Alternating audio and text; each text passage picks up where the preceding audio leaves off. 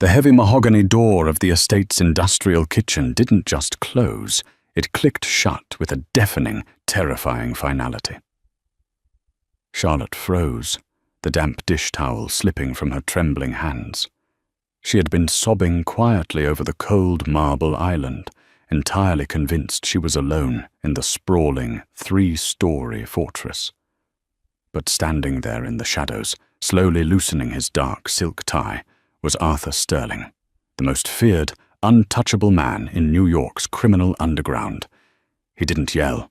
He didn't ask what she was doing awake at 3 a.m.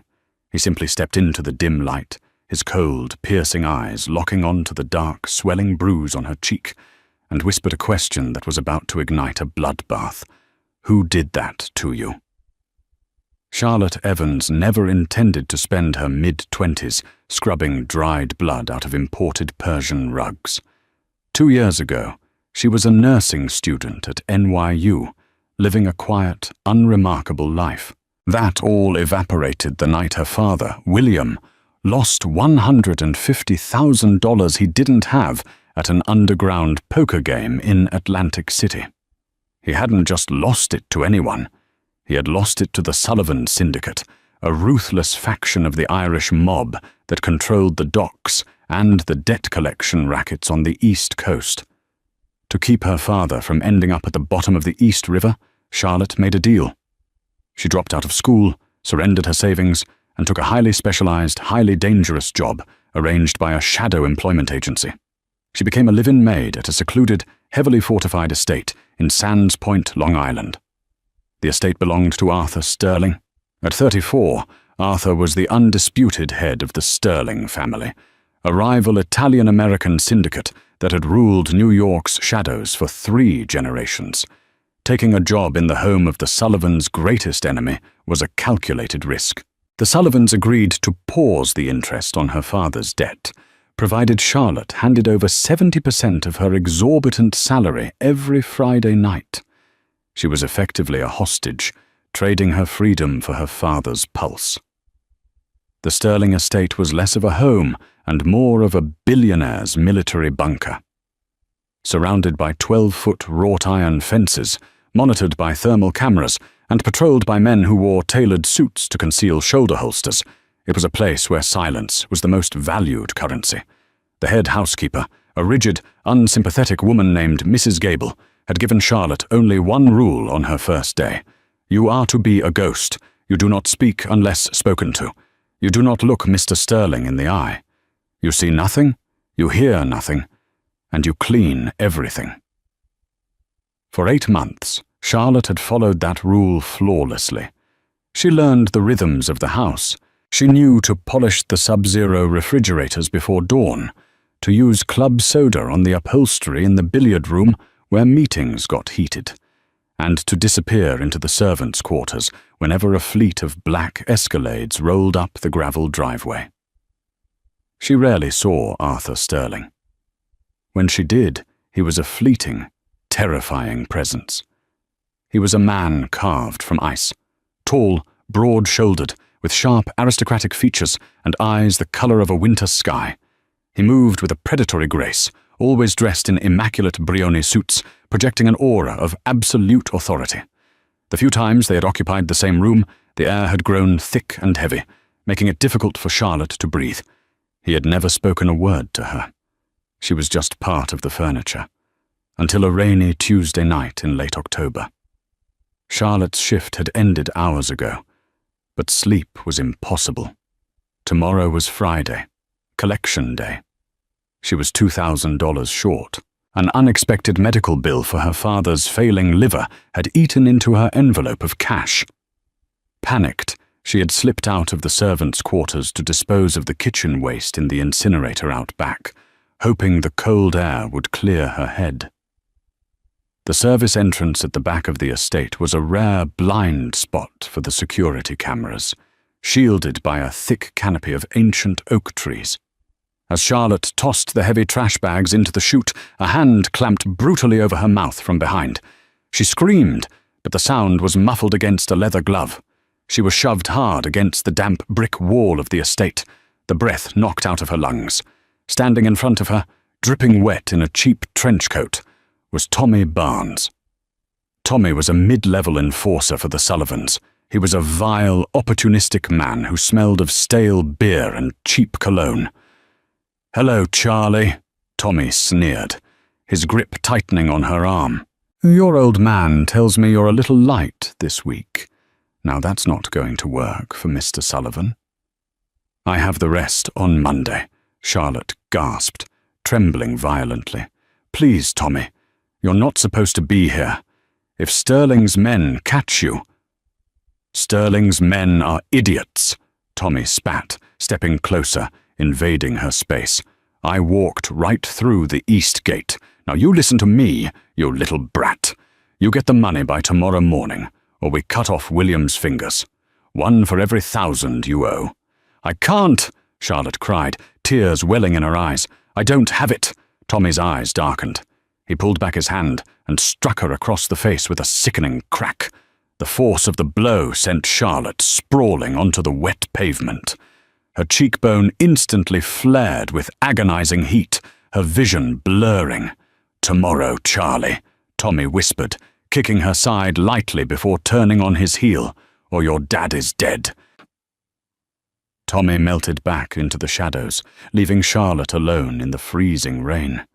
Terrified, in pain, and utterly broken, she dragged herself up. She didn't go back to her small bedroom. She couldn't face the isolation. Instead, she let herself into the darkened, cavernous main kitchen of the estate, seeking the bizarre comfort of the one room where she had some semblance of control. The kitchen of the Sterling estate was a masterpiece of modern culinary design, gleaming white marble countertops, stainless steel appliances, and copper pots hanging from an overhead rack like silent bells. At 3:15 a.m., the only sound was the low, steady hum of the massive industrial refrigerator. Charlotte stood over the island, leaning her weight onto her palms. A bag of frozen peas, wrapped in a dish towel, was pressed against the right side of her face. The skin was already turning a violent shade of purple and black. She let out a choked, ragged sob. She was trapped. If she didn't get the money, her father would be mutilated, perhaps killed. If she asked for an advance from Mrs. Gable, questions would be asked. If she ran, the Sullivans would find her. There was no escape. The sheer weight of her despair crushed her, and she dropped her head onto the cold marble, weeping uncontrollably. She cried for her lost future, for her father's weakness, and for the suffocating terror of living under the thumb of monsters. She was so consumed by her grief that she didn't hear the soft footfalls on the Persian runner in the hallway. She didn't hear the creak of the floorboards.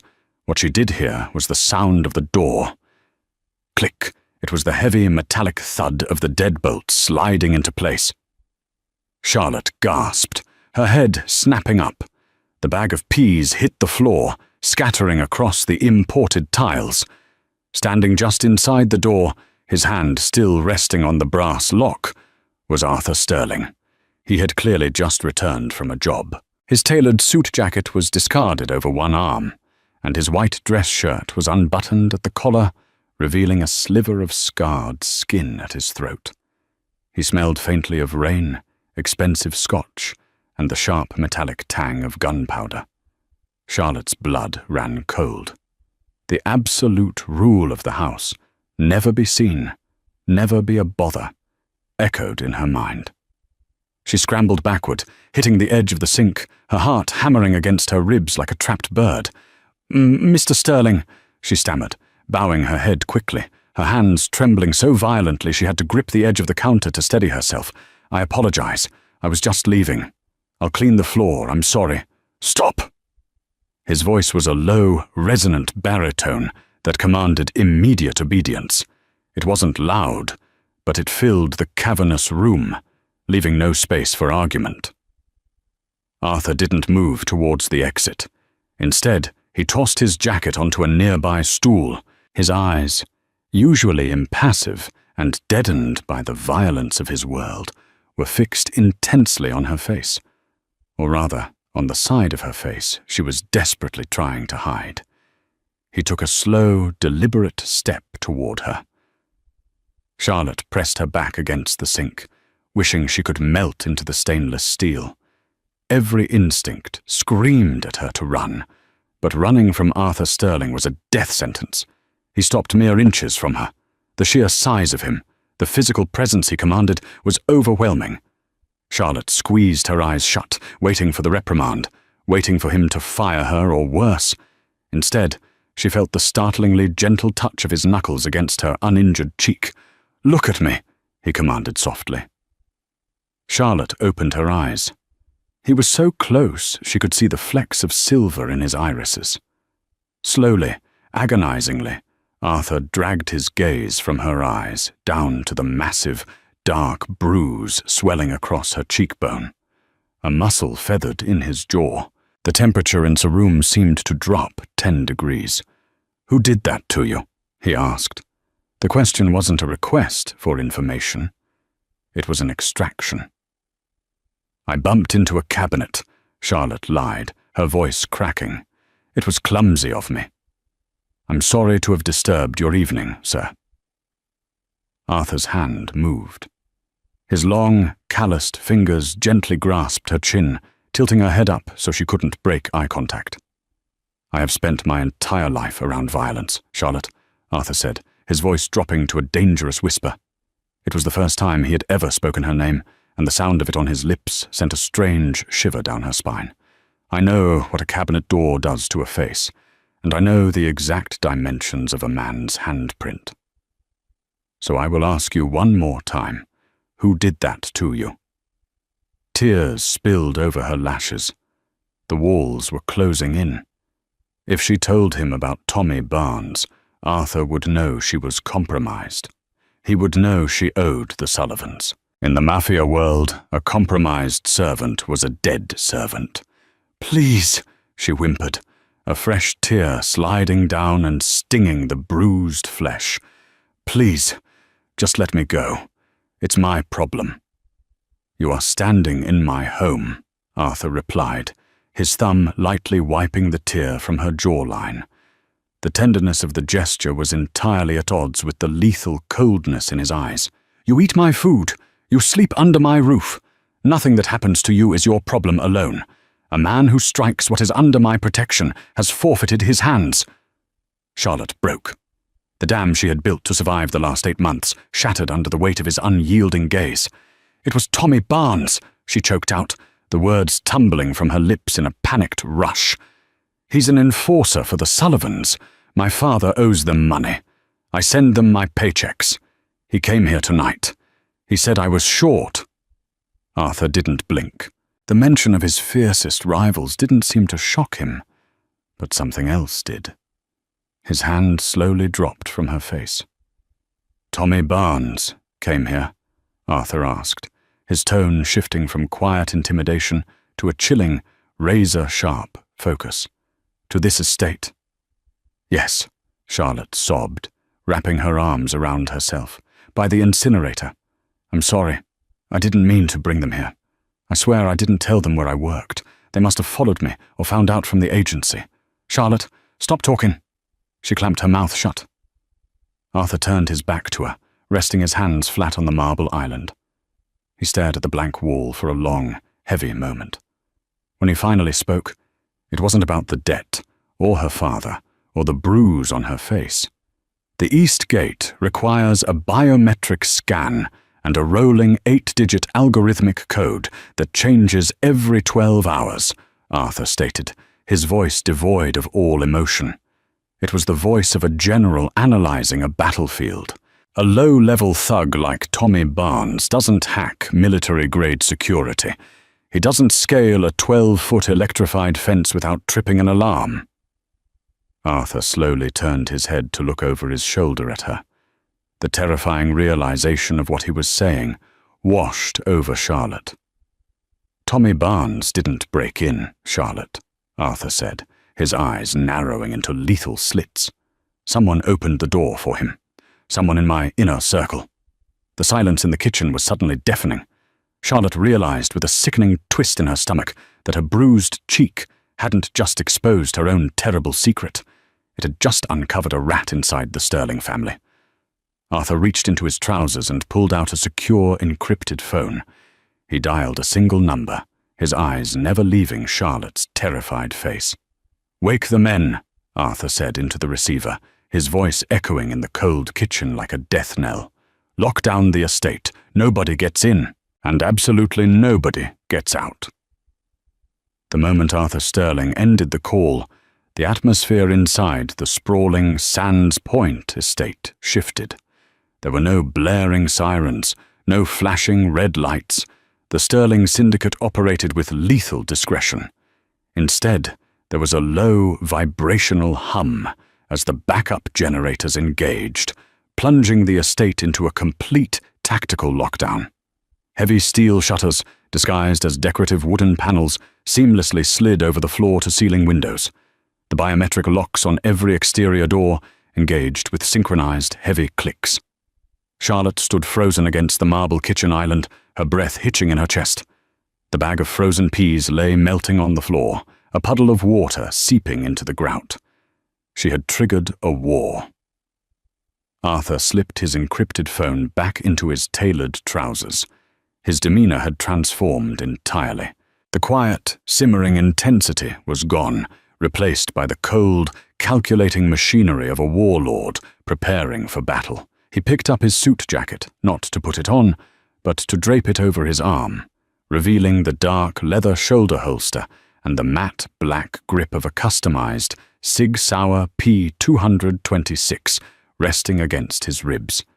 "Mr. Sterling, please," Charlotte whispered, her voice trembling so violently she could barely form the words. "I didn't mean to—" "Quiet," Arthur commanded.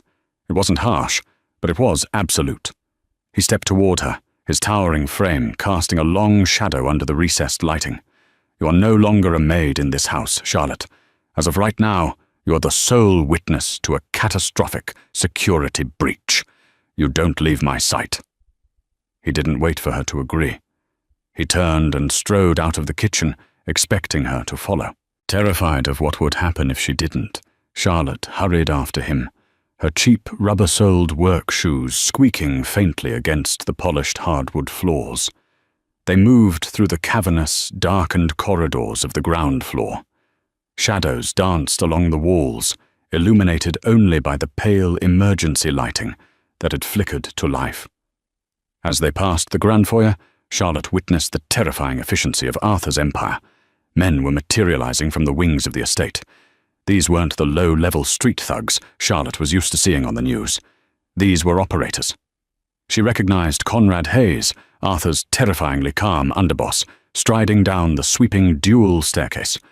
Conrad was methodically racking the slide of an H&K MP5 submachine gun, his expression as casual as if he were pouring a cup of coffee. "Perimeter is sealed, boss," Conrad reported, falling into step beside Arthur without missing a beat. Infrared sensors show 0 thermal signatures in the tree line. If Barnes came through the east gate, he slipped out before the lockdown. "He had a window," Arthur replied, his voice clipped and precise. "Pull the logs from the Brevo access control system.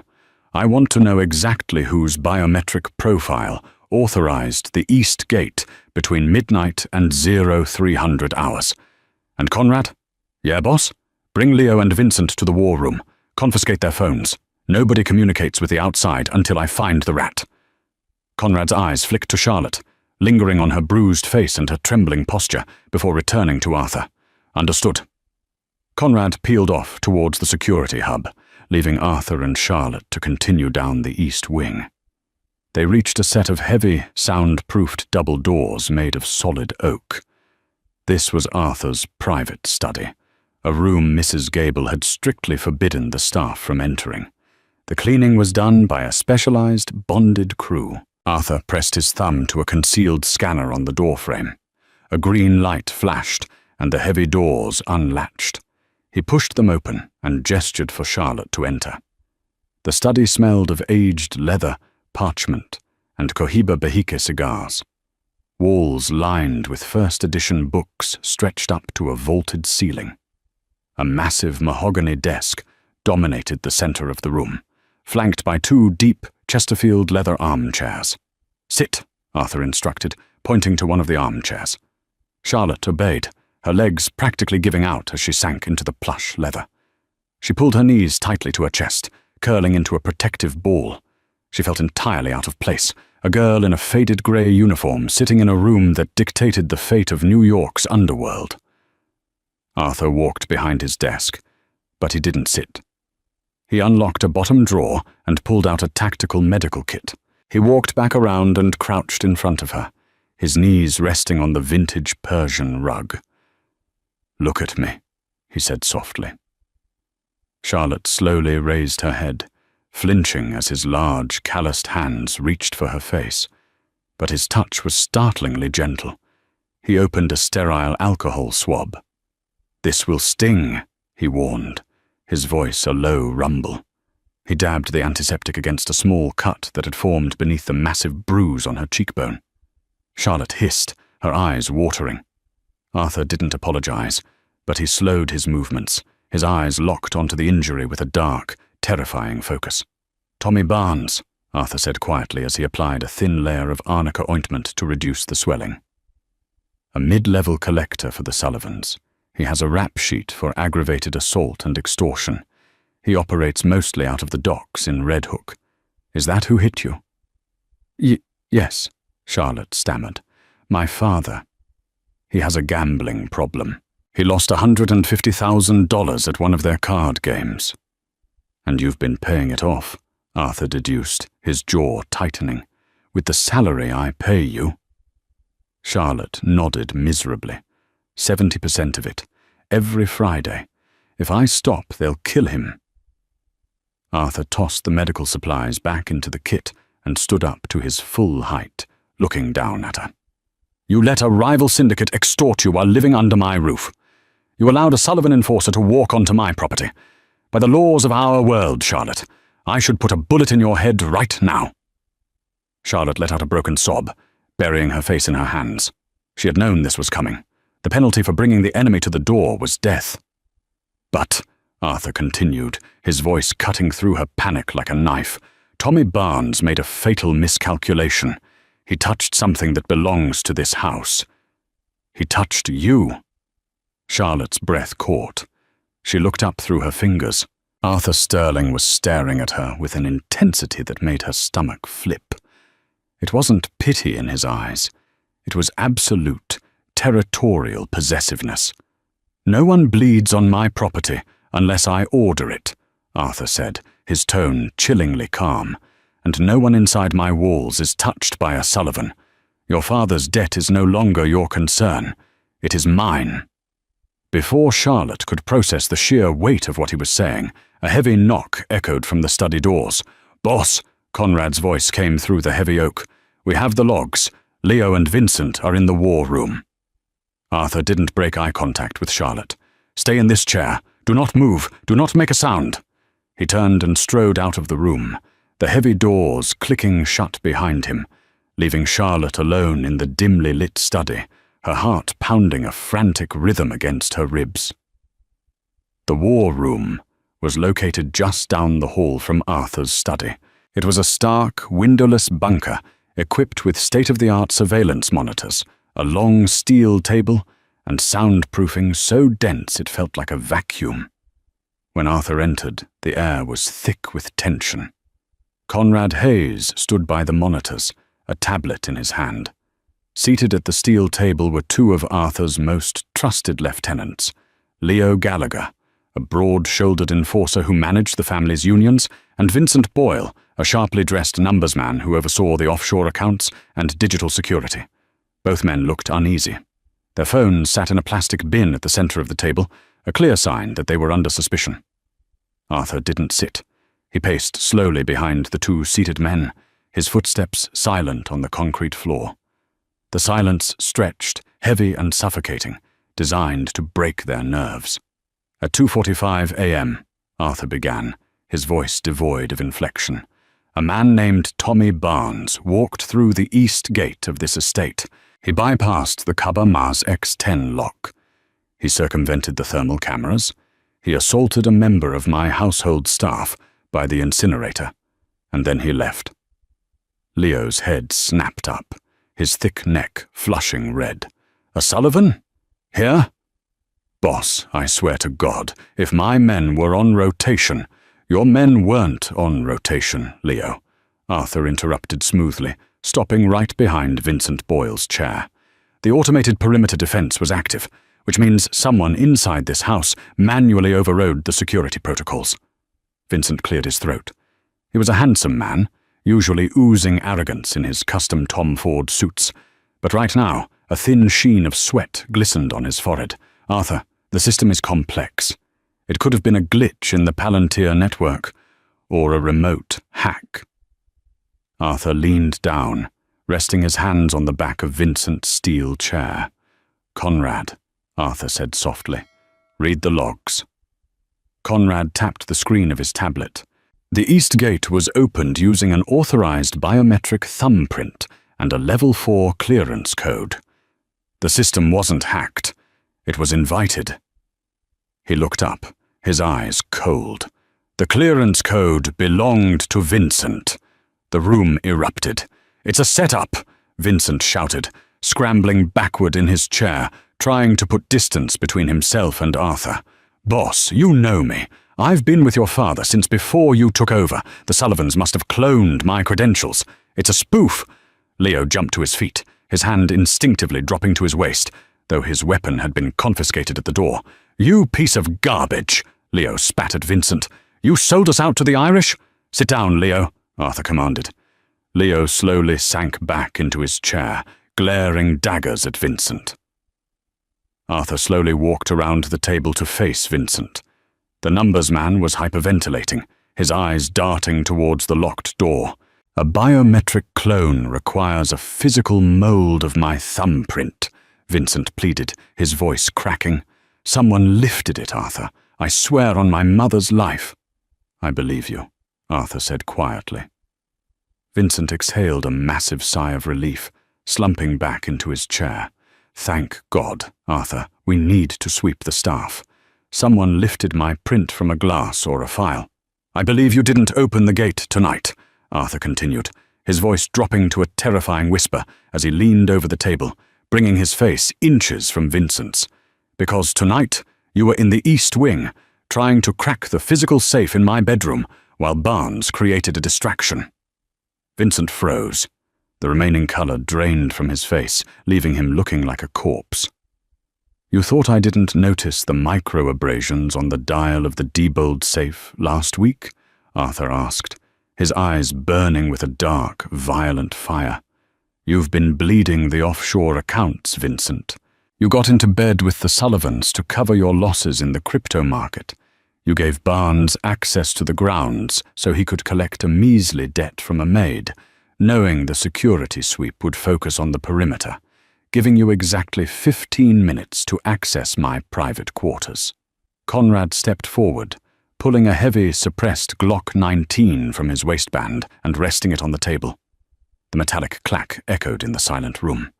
Vincent fell to his knees, his tailored suit trousers hitting the concrete with a thud. Tears streamed down his face. "Arthur, please, they were going to kill me. The Sullivans, they have leverage. I can fix the accounts. I can get the money back." "You compromised my home," Arthur stated, his voice devoid of pity. "You brought an enemy onto my soil. You put my people at risk." Arthur picked up the suppressed Glock. In the study down the hall, Charlotte jumped violently as a dull, muted thump echoed through the heavy oak doors, followed by the sickening sound of something heavy hitting the floor. She clamped her hands over her mouth, stifling a scream. She knew exactly what that sound was. The reality of the world she was trapped in crashed down upon her with crushing weight. Arthur Sterling wasn't just a strict employer. He was a judge, jury, and executioner. 10 minutes later, the study doors opened. Charlotte scrambled back into the depths of the leather chair, her heart pounding frantically. Arthur stepped into the room. He had removed his shoulder holster and rolled up the sleeves of his white dress shirt, revealing forearms corded with muscle and laced with old scars. There was a single, tiny speck of crimson blood on his crisp white cuff. He walked over to a crystal decanter on a side table and poured 2 fingers of Macallan 25 amber liquid into a glass. He downed it in one smooth motion, his back to her. "The mole has been dealt with," Arthur said quietly, setting the glass down. Charlotte couldn't find her voice. She merely nodded, trembling. Arthur turned to face her. The lethal coldness from the kitchen had faded, replaced by an intense, heavy exhaustion. He looked at her bruised face, her terrified eyes, and the way she shrank away from him. "You're afraid of me," he stated. It wasn't a question. Yes," Charlotte whispered, the truth slipping out before she could stop it. Arthur walked slowly toward her, stopping just at the edge of the Persian rug. "You should be. The world I inhabit is entirely unforgiving. But understand this, Charlotte." He leaned down, placing a hand on the arm of her chair, trapping her in his gravity. "From this moment forward, you belong to the Sterling family," Arthur said, his voice a low, rough rumble that sent a flush of heat through her freezing veins. "Tommy Barnes will never touch you again. The Sullivans will never threaten your father again. Your debt is erased."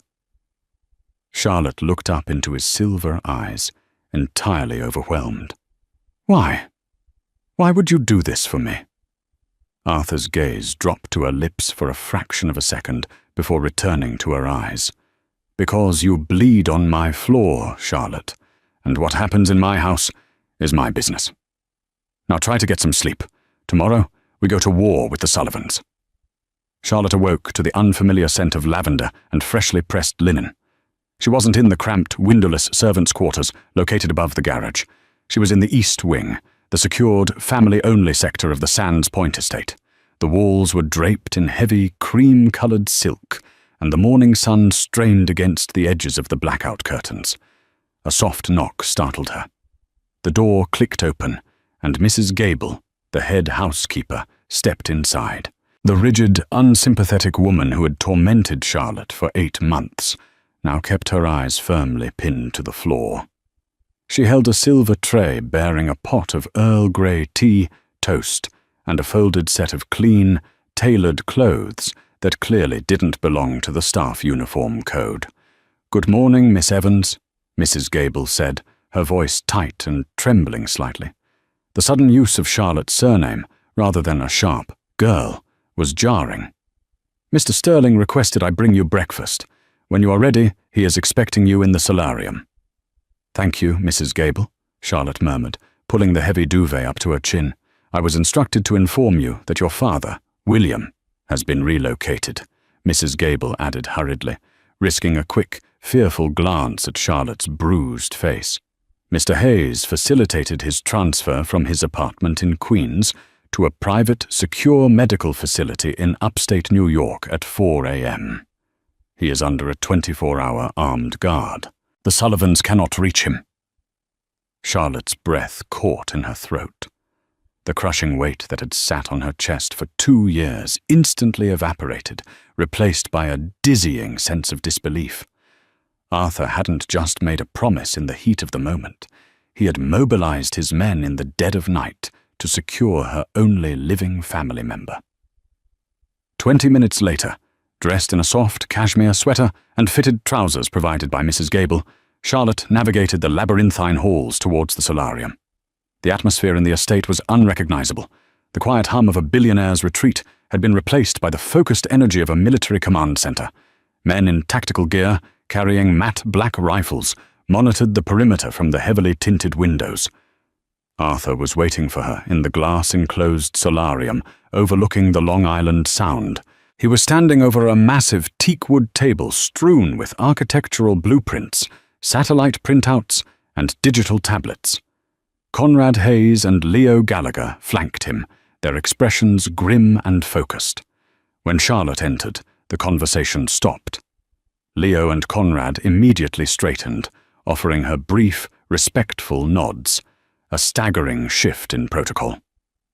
Arthur looked up, his silver eyes sweeping over her, lingering for a fraction of a second on the dark purple bruise blooming across her cheek before meeting her gaze. "Sit, Charlotte," Arthur said, gesturing to a wrought-iron chair beside him. She sat, feeling entirely out of her depth as she looked at the maps. They were marked with red ink, highlighting specific locations across the 5 boroughs. Declan Sullivan thinks he holds the city by the throat because he controls the ports, Arthur said, his voice cold and analytical, addressing his lieutenants but keeping his body angled toward Charlotte. He believes my father's old treaties still bind me.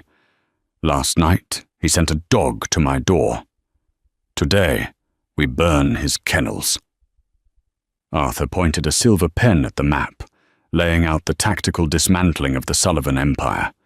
He didn't shield Charlotte from the violence of his world. He was integrating her into it. The Sterling Syndicate's retaliation plan, *Target Alpha, the Hunt's Point Cooperative Market. Leo, the Sullivans use the meatpacking district to launder their extortion cash. At 2100 hours, you will seize their primary warehouse, burn the ledger books, confiscate the cash reserves, and break the knees of any Sullivan captain who draws a weapon. Leave the civilian workers untouched. *Target Bravo, the Red Hook Docks. Conrad, Declan's brother, Finnick Sullivan, is expecting a shipment of stolen European pharmaceuticals to dock at Pier 44 tonight. Intercept the shipment. Sink the container in the harbour. I want Finnick to watch it go down. *Target Charlie, the debt registry. Vincent's betrayal gave us a small window of opportunity. Before I executed him, his laptop revealed the Sullivans' digital debt registry, stored on a localized server in Hell's Kitchen. We are deploying a tactical team to destroy the server. Every dime owed to Declan Sullivan by the working class, including your father's debt, Charlotte, will be erased. Charlotte stared at the table, her heart hammering against her ribs. You're starting a war over me? She whispered, the sheer scale of the violence terrifying her. I am starting a war over disrespect, Charlotte, Arthur corrected softly, leaning down so his face was level with hers. You were simply the catalyst. The Sullivans have grown arrogant. Declan thought he could bleed my household, and I would look the other way to maintain the peace. He misjudged me. Boss, Conrad interjected, his tone cautious. Hitting 3 of their primary arteries in one night. Declan is going to unleash hell. He has corrupt cops on his payroll in the NYPD's 75th precinct. They might hit back with badges, not just bullets. Let them, Arthur replied, his eyes narrowing into lethal slits. If Declan sends a uniform to my gate, I'll buy the commissioner. The era of the Irish mob in New York ends this week. Prep the men. We strike at sundown. The sun dipped below the horizon, plunging the estate into a tense, suffocating darkness. Charlotte paced the length of Arthur's private study, her hands trembling as she clutched a mug of untouched tea. The sprawling house was eerily silent. A skeleton crew of heavily armed guards patrolled the perimeter, but the bulk of Arthur's forces and Arthur himself were out in the city, executing the 3-pronged strike. Charlotte couldn't shake the terrifying memory of her past. She had been an NYU nursing student, trained to save lives, to stop bleeding, to heal. Now she was hidden away in a billionaire mobster's fortress, waiting to hear if the man who had brutally protected her would survive the night. At 11:42 p.m., the encrypted radio on Arthur's mahogany desk crackled to life. Command, this is Viper 1. Target Alpha is neutralized. Hunt's Point is ours. No casualties on our side. Charlotte released a breath she didn't know she was holding. Leo had succeeded. 10 minutes later, another transmission. Command, target. Charlie is dust. The servers are burned. The registry is gone. Her father was officially free. The debt that had ruined their lives, that had forced her into a life of servitude, no longer existed. Tears of relief pricked her eyes, but her relief was instantly shattered by a frantic, static-laced burst over the radio. Command, this is Echo Team at Red Hook. It's an ambush. Finnick Sullivan knew we were coming. They had heavy artillery waiting in the shipping containers. We are pinned down. The boss is hit. I repeat, Arthur is hit. The mug slipped from Charlotte's hands, shattering against the hardwood floor. Panic seized her throat. The sterile, controlled environment of the estate suddenly felt like a tomb. She rushed out of the study, nearly colliding with a tactical guard stationed in the hallway. "Get the medical bay ready!" Charlotte screamed, her dormant nursing instincts overriding her fear of the Mafia soldiers. "He's wounded! Clear the east entrance!" For the next 45 minutes, time dilated. Charlotte sprinted to the estate's underground medical wing, a fully equipped trauma room designed for emergencies the syndicate couldn't take to a public hospital. She sterilized instruments, prepped IV lines, and laid out trauma dressings, moving with a manic, hyper-focused energy. The sound of screeching tires echoed from the underground garage. Doors slammed. Men shouted. Conrad Hayes burst through the double doors of the medical wing, his suit jacket covered in blood. Behind him, 2 soldiers were supporting Arthur. The boss of the Sterling family looked impossibly pale, his lips pressed into a tight, grim line. His left hand was clamped over his right side, blood seeping through his fingers and staining his crisp white shirt a horrific crimson. "Put him on the table," Charlotte ordered, her voice slicing through the chaotic shouting of the men. Arthur's eyes, heavy with pain, snapped up to meet hers. Even bleeding out, his presence was overwhelming. He grunted as the men hoisted him onto the stainless steel trauma table. "Out," Arthur rasped, looking at his soldiers. "All of you, secure the perimeter." "Boss, you need a doctor," Conrad argued. "I said get out," Arthur roared, the exertion causing him to cough violently. The men didn't dare disobey. They filed out, leaving Charlotte entirely alone with the most dangerous man she had ever met. Charlotte grabbed a pair of surgical scissors and approached the table. Her hands were shaking, but her eyes were focused. "I have to cut the shirt," she said, her voice dropping to a professional, steady tone. Arthur nodded once, releasing his grip on his side. Charlotte quickly sheared through the expensive fabric, pulling it away to reveal a deep, jagged bullet graze along his right obliques. It was bleeding heavily, but it hadn't penetrated the abdominal cavity. "It's a clean graze," Charlotte breathed, feeling a massive wave of relief wash over her. "The bullet didn't lodge, but it's deep. You need stitches, and you've lost blood." "Then stitch it," Arthur said, his voice a low, gravelly whisper. He didn't take his eyes off her face. Charlotte prepped a syringe of local anesthetic. As she leaned over him to inject the numbing agent, she was hyper-aware of his sheer size, the heat radiating from his skin, and the heavy, rhythmic thumping of his heart beneath her wrist. "Finnick knew we were coming," Arthur stated quietly, as she began to clean the wound with iodine. He didn't even flinch as the burning liquid touched his raw flesh. "Vincent wasn't the only leak. Declan Sullivan has someone else inside my organization." Charlotte paused, the bloodied gauze in her hand. "Who?" "I don't know yet," Arthur murmured, his silver eyes tracking the movement of her hands. "But I will find them, and I will skin them alive." He reached up, his large, blood-stained hand gently grasping her wrist, stopping her movements. The contrast between the violent words he just spoke and the tender way he touched her made Charlotte's breath hitch. "You're shaking," Arthur observed softly. "You're bleeding on my floor," Charlotte replied, echoing his words from the night before, a faint, nervous smile touching her lips. Arthur's eyes darkened, the intensity in them entirely eclipsing the pain of his wound. He pulled her wrist slightly, forcing her to step closer, until her hips were pressed against the edge of the cold steel table. "You saved my father," Charlotte whispered, the emotional weight of the last 24 hours finally breaking through her professional facade. "You burned their records. You risked your life. For a maid." "You are not a maid," Arthur corrected, his thumb tracing the pulse point on her wrist. "Not anymore. You are mine to protect, Charlotte. And God help the man who tries to take you from me." The air in the trauma room grew unbearably thick. The war outside the fortified walls of the estate raged on, but inside, under the harsh fluorescent lights, a different kind of surrender was taking place. Charlotte didn't pull away. For the first time in her life, she felt truly, terrifyingly safe. The next 48 hours within the Sands Point estate were a blur of tactical maneuvers, whispered commands, and the metallic clatter of fresh magazines being loaded into Heckler and Coke assault rifles.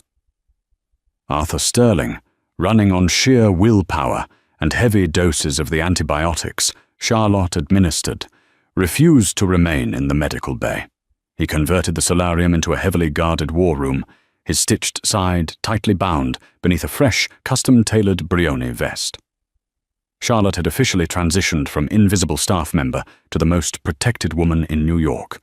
Two of Arthur's most elite personal guards, silent men who moved like shadows, were stationed outside her bedroom door. But the safety of the estate felt like an illusion. The knowledge that a second traitor breathed the same filtered air kept Charlotte's nerves strung tighter than piano wire.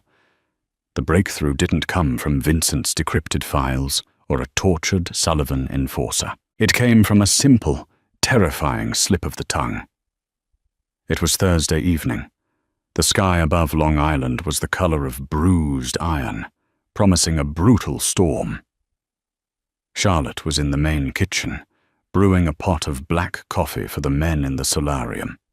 Leo Gallagher, Arthur's broad-shouldered enforcer, pushed through the swinging doors.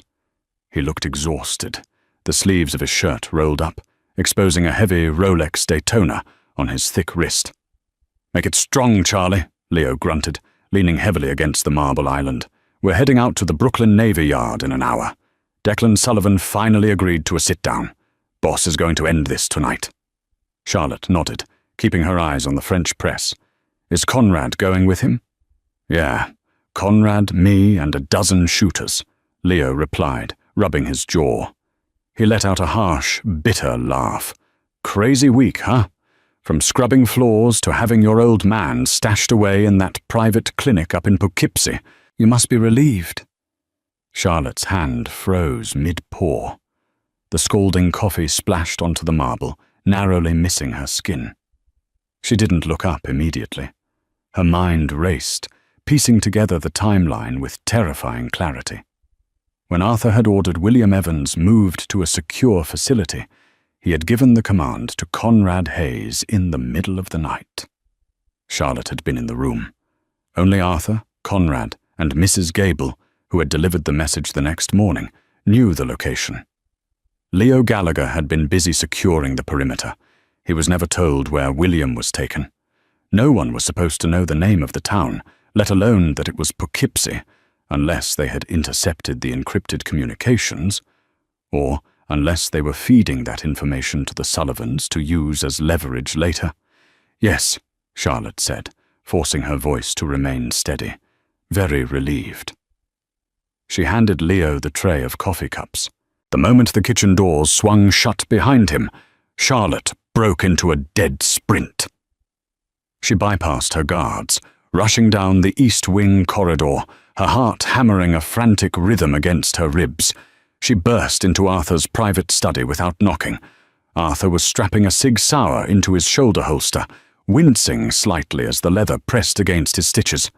Conrad was beside him, checking the action of a compact submachine gun. Both men snapped their attention to her, instantly alarmed by her pale face. "Charlotte!" Arthur stepped forward, his protective instincts flaring. "What's wrong?" "It's Leo!" Charlotte gasped, grabbing the lapels of Arthur's vest. "Arthur, it's Leo Gallagher. He just told me he knew my father was in Poughkeepsie." "You never told him that.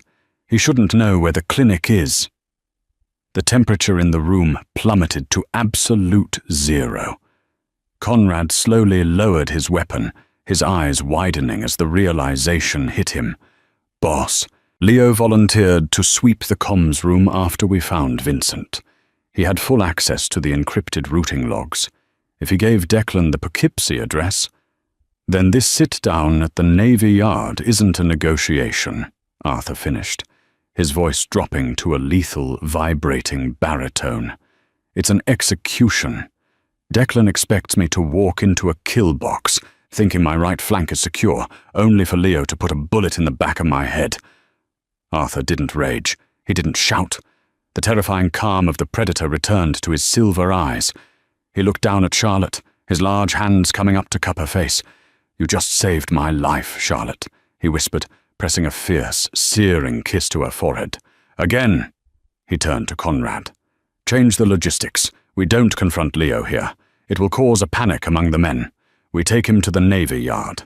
But we flip the board on Declan Sullivan." 2 hours later, the storm broke over Brooklyn, unleashing a torrential downpour upon the rusting shipyards. Arthur's fleet of black Mercedes-Benz G-Wagons rolled into the abandoned warehouse district, headlights cutting through the sheets of rain. Inside the cavernous, leaking warehouse, Declan Sullivan stood waiting. He was surrounded by heavily armed Irish enforcers, his face twisted into an arrogant sneer. Arthur walked through the rusted bay doors, flanked by Conrad and Leo. To anyone watching, it looked like a standard Mafia parley. "Arthur," Declan called out, his voice echoing off the corrugated steel roof, "you look a bit pale. Heard my brother gave you a scratch at Red Hook. A minor inconvenience, Declan," Arthur replied smoothly, stopping 20 paces away. "I came here to accept your surrender." Declan laughed, a sharp, barking sound. "My surrender? You're standing in my territory, surrounded by my men, and your own house is crumbling from the inside." Declan looked past Arthur. "Isn't that right, Leo?" Leo stepped out from behind Arthur's right shoulder, drawing his weapon. But before the heavy barrel of his gun could even clear his hip, Arthur spun with terrifying, liquid speed. Despite his injury, Arthur's movements were a blur of calculated violence. He didn't draw a gun. Instead, he drove the blade of a tactical knife, concealed in his sleeve, deep into the nerve cluster of Leo's gun arm. Leo screamed, dropping his weapon as his arm went entirely numb. Before Leo's gun hit the concrete, Conrad's MP5 submachine gun was already up, aimed directly at Declan Sullivan's chest. At the exact same moment, the shadows of the warehouse catwalks above them moved. Arthur hadn't walked into a trap. He had brought his own. 24 Sterling snipers who had infiltrated the Navy Yard an hour earlier, based on Arthur's altered logistics, activated their laser sights. Dozens of red dots painted Declan Sullivan and his men in a deadly, inescapable constellation. "You thought you could buy my loyalty, Declan?" Arthur's voice boomed through the warehouse, cold and absolute. "You bought a ghost, and now you are out of time." The shootout was brief, brutal, and entirely one-sided. When the smoke cleared, the Sullivan Syndicate was nothing more than a memory staining the concrete floor of the Brooklyn Navy Yard. Leo Gallagher, bleeding and whimpering, was dragged away by Arthur's men to face the slow, agonizing justice of the Sterling family. By dawn, the war was over. When Arthur returned to the Sands Point estate, the morning sun was just breaking over the Long Island Sound. He was exhausted, battered, and covered in the dust of the city. Charlotte was waiting for him in the ground foyer. She didn't care about the blood on his coat or the terrifying violence he had just orchestrated. She saw only the man who had torn down an empire to protect her. She ran to him, throwing her arms around his neck, burying her face in his chest. Arthur caught her with a sharp intake of breath, his strong arms wrapping around her waist, lifting her entirely off the floor. "It's over," Arthur murmured into her hair, burying his face in the crook of her neck. "They will never touch you again. You are safe. You are mine." "Yours," Charlotte whispered back, pressing her lips to his jawline, fully embracing the beautiful, dangerous monster she had fallen in love with. The invisible maid was gone. In her place stood the untouchable queen of the Sterling Empire. The thrilling saga of Charlotte and Arthur proves that true power isn't just about ruling the underworld. It's about the lengths a man will go to protect the woman who unexpectedly steals his heart. From a terrified maid hiding a bruise to the strategic queen of a Mafia empire, Charlotte's journey is a testament to survival, loyalty, and a love